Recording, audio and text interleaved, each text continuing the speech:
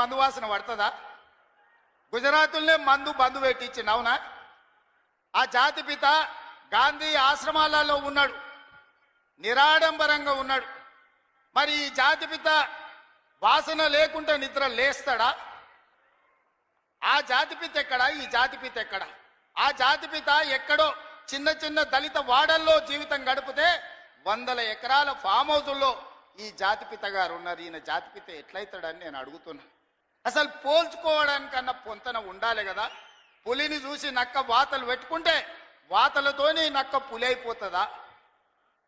జాతిపిత అంటే ఎవరు? కొండా లక్ష్మణ్ బాబూజీ జాతిపిత. జాతిపిత అంటే ఎవరు? ప్రొఫెసర్ జయశంకర్ జాతిపిత.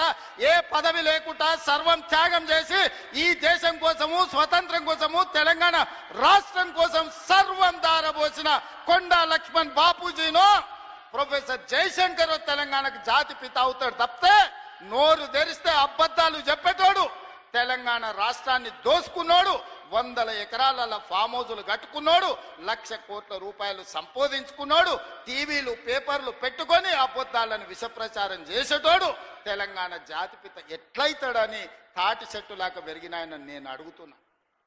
ఇవాళ నేను ఇక్కడున్న యువకుల్ని కూడా అడుగుతున్నా, ఎవడయా జాతిపిత తెలంగాణకు? తాగుబోతాడు